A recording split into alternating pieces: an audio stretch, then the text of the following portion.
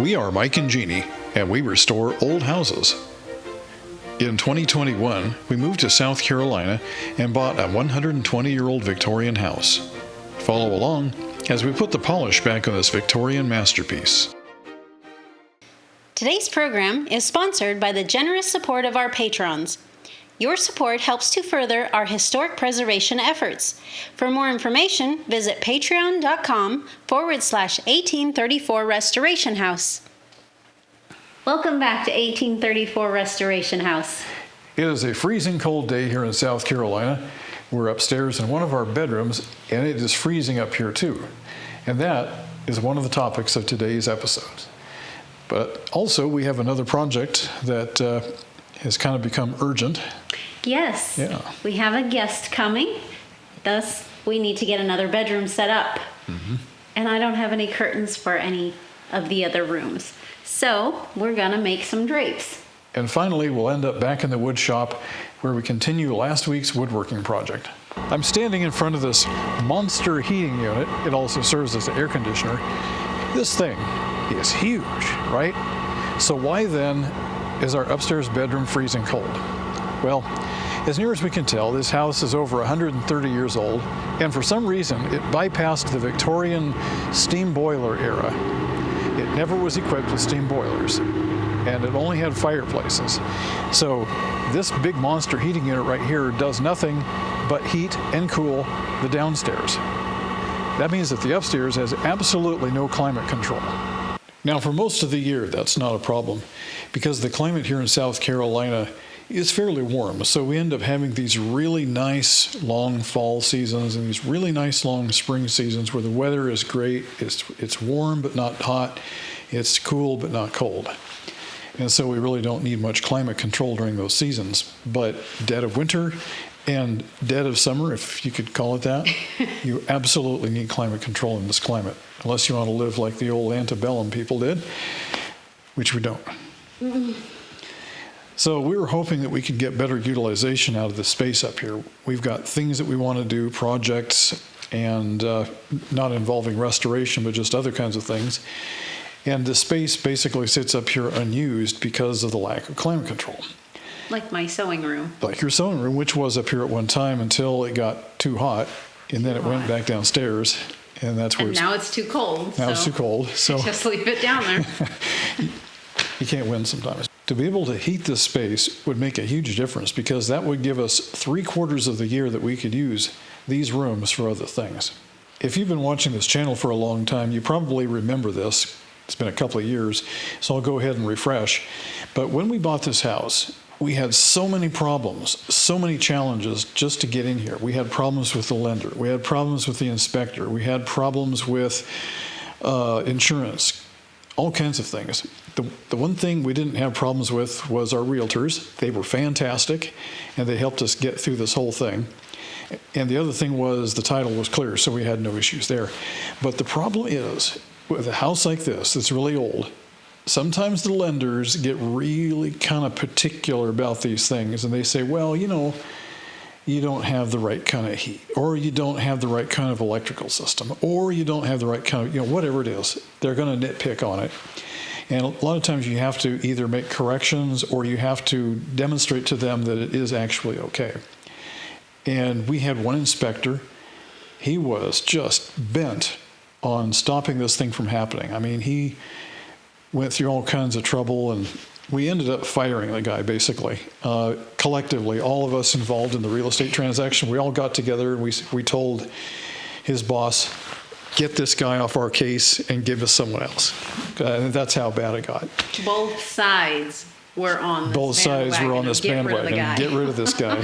So we got a new guy. He was more reasonable, and we were able to move that ahead. Yes. But one of the main objections we had to overcome was the fact that there's no heat upstairs.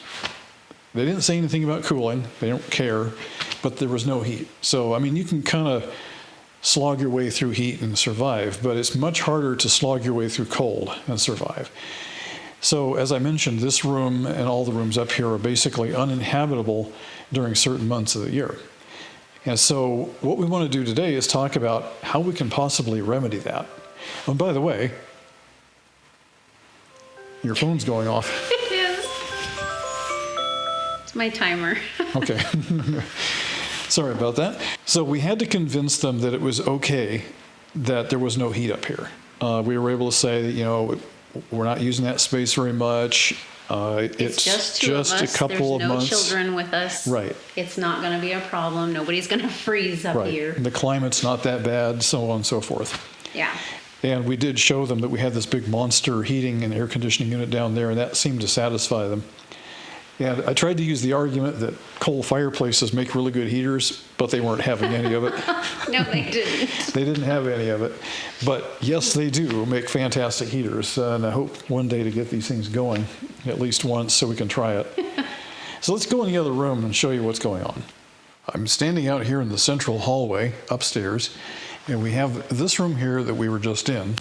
And then down here, we have another bedroom. And over here, we have another bedroom. So in total, we have 3 bedrooms upstairs that need some kind of climate control.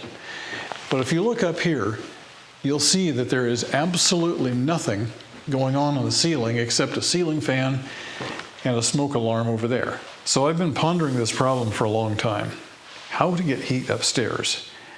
Now, if the budget were unlimited, which it's not, and time was unlimited, which it's not, what I would do is I would carve out a space in the crawl space down below, and I would run water piping through the entire house and put radiators in and make it a proper Victorian heating system. That would be the right thing to do, but it's also the very expensive and time-consuming thing to do. So that didn't seem like a good option. So then I thought about electric baseboard heat. Well, they're ugly and they're really not period correct. That's out of the question. So the one thing that I keep coming back to for technology to do this is ducted air. In other words, a standard HVAC system. We have it in the rest of the house downstairs. We have ducts under the house that carry hot and cold air to the different rooms. And the system isn't that great, but it does work. And the same thing could be done up here. How do you do that and not disturb the historic fabric of this house? Because we've got original plaster, we've got original woodwork.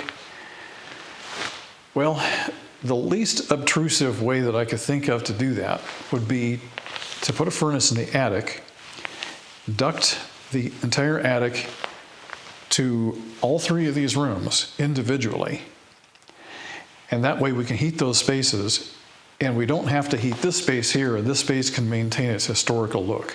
So then I got to thinking, what is the best way to put the furnace up there?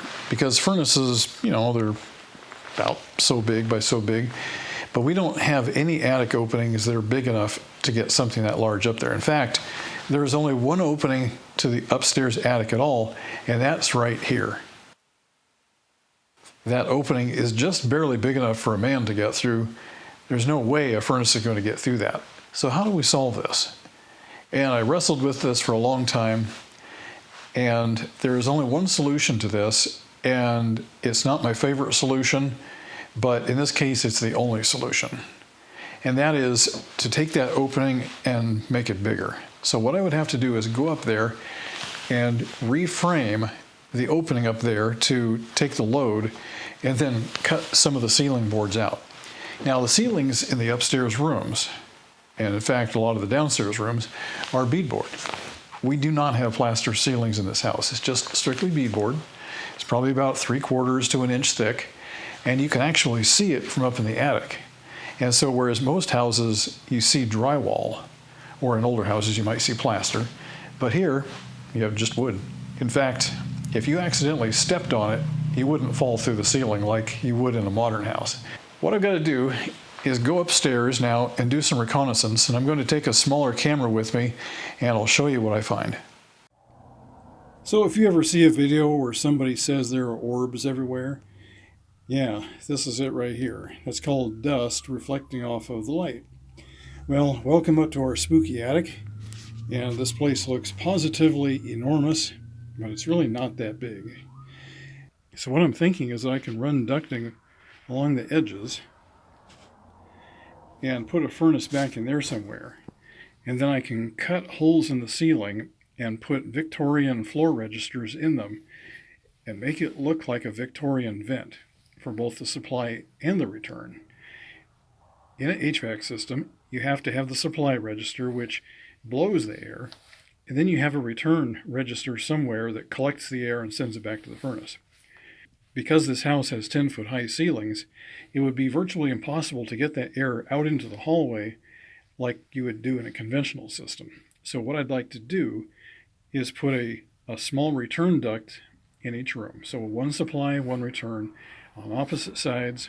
That way we blow the warm air and we pick it back up, or pick up the cold air and send it back to the furnace on the other side. So that requires 2 trunk lines that run around the attic and then just go off into the rooms. Over there is the chimney, and that chimney supplies heat in the form of coal to 2 different bedrooms, one on each side. So I'm standing in one room right now, and of course the other room is over there. So what I was thinking of doing was putting the furnace back over there in the back corner, way back over there, and that way we can run the utilities to it. I would need to run power and gas, and I could do that. Let me show you how we do that.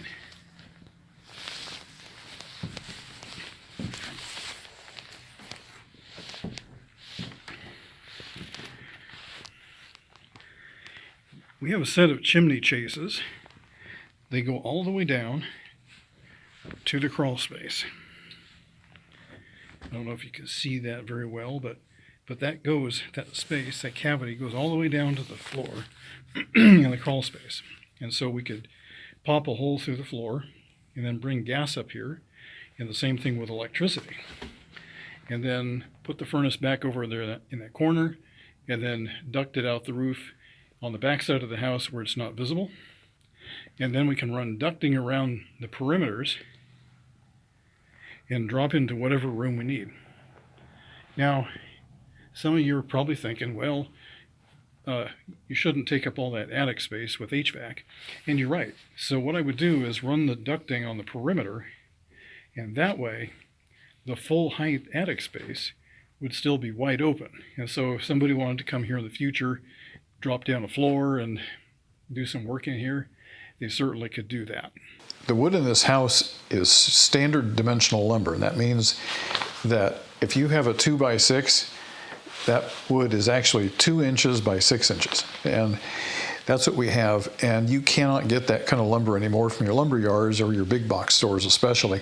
So we went upstairs and measured to find out what kind of wood we need. And then we drove out to our local sawmill and talked to those guys. And they're going to cut us some custom wood that is actually 2 inches by 6 inches for real. That's the kind of wood you can't get, but sawmills can do it. And the other thing that I have to worry about is up on the ceiling we have this beadboard. Well, you can't buy that anymore, so we've ordered up some wood and we're going to run it through our machinery, and we're going to make our own beadboard, and we'll show you how that works. Our next project involves what used to be the tool room. We've taken all the tools out, and we have a very special guest coming this month. So we need to get this room ready as a guest room.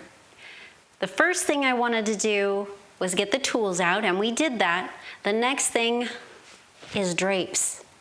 We need something besides the lace on the curtains. This is the material I've chosen.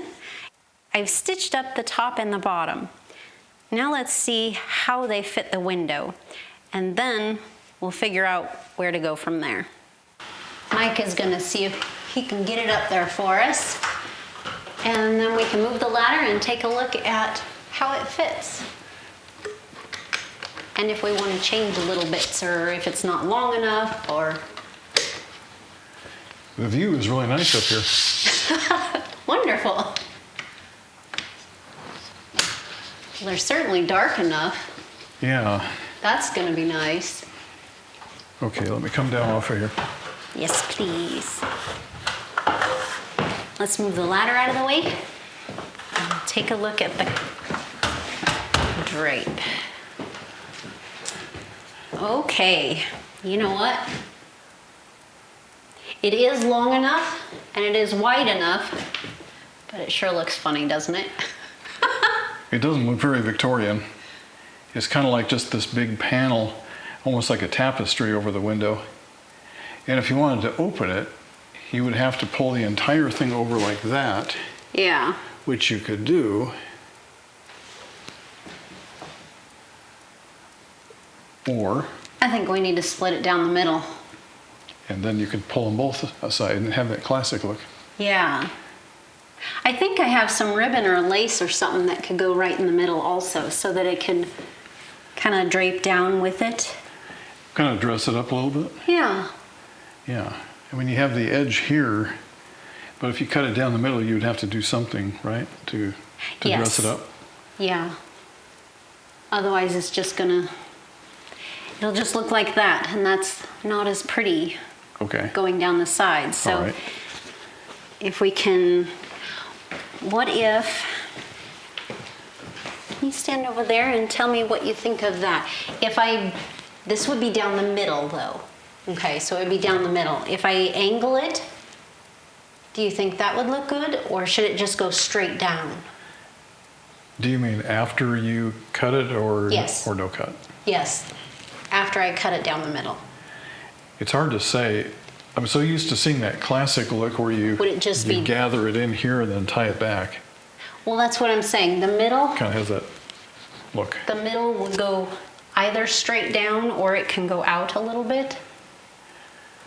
It's hard to say, but does that affect the sewing of it? Oh no, it doesn't matter. I can do either way. I can Okay. do any of it. Yes, it's all good. Okay, all right. So I Sounds think good. we'll just do straight down then. Straight down cut? Yeah, that way it still covers everything. Let's do that. Okay, sounds like a plan. I think we got it figured out. The length is good. I do like it. The width is good. Want to cut it down the middle, add some lace, and put a little weight down here on both sides so that it doesn't flare out so much.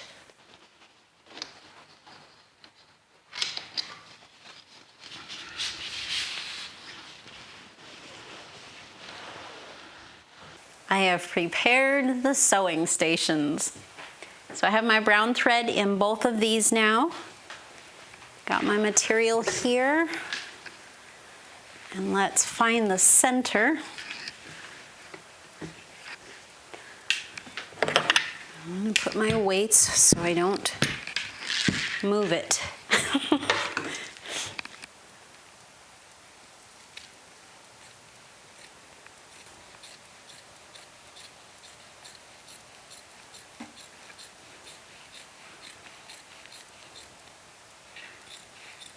I have finished cutting down the center of the drape.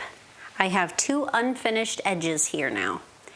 So the next step is to serge this, and by serging it, I'm going to use this machine. This machine is going to use 4 threads, and it kind of wraps around the edge so that it doesn't unfray. This is the regular sewing machine. 1 thread on top, 1 thread on bottom. After we get done serging it, we're gonna put some ribbon on it. What do you think? You think that'll work okay? I like to fold it and put it on my lap nice and neat so that as I'm sewing, I don't have to keep pulling it and finding it. It's all right there nice and neat. Now I've turned the machine slightly so that hopefully you can see it better. And this is what we're gonna do.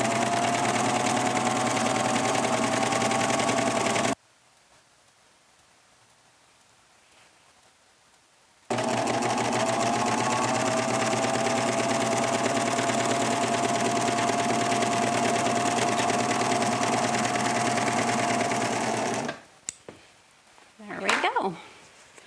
That edge is finished. Beautiful. The next thing I've decided to do is just use my little, I call them butterflies, my little clips. I want to use my little clips and just clip it on here and see how we like it. What do you think? Does that look good? I also have my little tie back here. I want to check this out as well. See if the whole thing flows together. You know what? I think we need to Do we need to wrap that around again? I think so. Let's check that out. Try not to lose it all. There we go. Do we like it? Do we not like it? Welcome back to the woodworking shop. When we met last week, I was in the process of building this box joint jig, and that's kind of where we left off here. I'd like to show you a couple things. So this is a standard 10-inch saw blade. Nothing too spectacular, very sharp, very dangerous, and very scary too if things go out of control. And this is what's called an insert. And so the way this works in the saw is your blade is like this, and it comes up through the insert like that. And the idea is that you cover up most of that gap, and that really helps a lot for sawdust collection because you want that sawdust to go down and not come back up again. So it kind of acts like a shield and also a safety device. It also makes it possible to put smaller boards across there and not have them fall in. Now, this is what's called a zero clearance insert. So I can put that in there, and you can see there's no slot. Well, how then do we get the blade up through there? And the answer is you very slowly run the blade up through it, and you basically destroy the insert. And when the blade comes out the top side, now there is zero clearance, hence the name zero clearance. And so now you have a perfect seal around that blade, and so no air is going to go through, no sawdust is going to come out, and more importantly, nothing will fall in. Now, we built this thing to slide. Last week it did slide. Thankfully, it still slides today, which our last one did not. Okay, I'm going to go ahead and take this off for a second. And I'd like to draw your attention down inside the throat of this table saw. A box joint is such that you have wood and space, wood and space, wood and space. And then your opposite piece on the corner, they come together like this, and they interleave, and they make a really beautiful tight joint. But in order to cut those spaces or notches, you have to have something really big. Well, you can cut them by hand if you're an old-time craftsman, or you can use a router if you're really careful. But most people like to use the table saw with what's called a dado blade. Now the dado blade is nice and wide, and the way that we do these is we build them up in a stack up.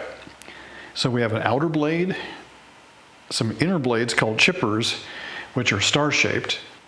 What we end up doing is taking two outer blades, and then we sandwich any number of chippers between them in order to build out the thickness that we want. So if we want to cut a notch that's, say, a 1/2 inch, we have to make sure that all the blades together equal exactly 1/2. And so we'll do that with our chippers, and if necessary, we have super thin shims that we can use. If we're just a hair under, we can make it just a hair larger so that it's perfect. Now, let's take a close-up here and you can see what I'm talking about. Here's a close-up look of the stack-up.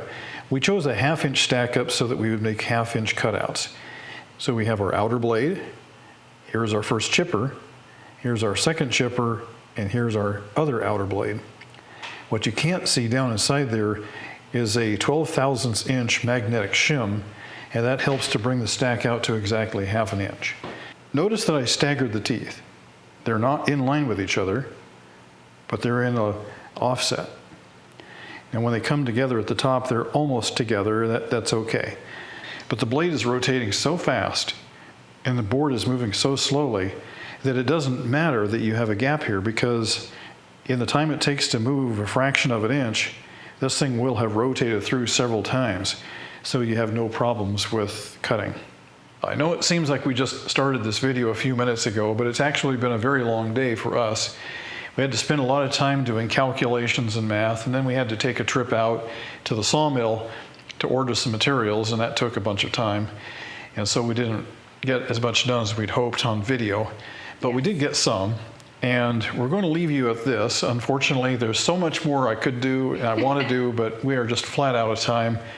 I've got to get this video edited and uploaded for you guys to make it on time. But at least you know what we got working, and next week we'll pick it up where we left off. Hopefully it'll be a longer video, but we'll see. Yeah. Thank you for watching 1834 Restoration House. Like, share, and subscribe. Lord willing, we'll see you next week.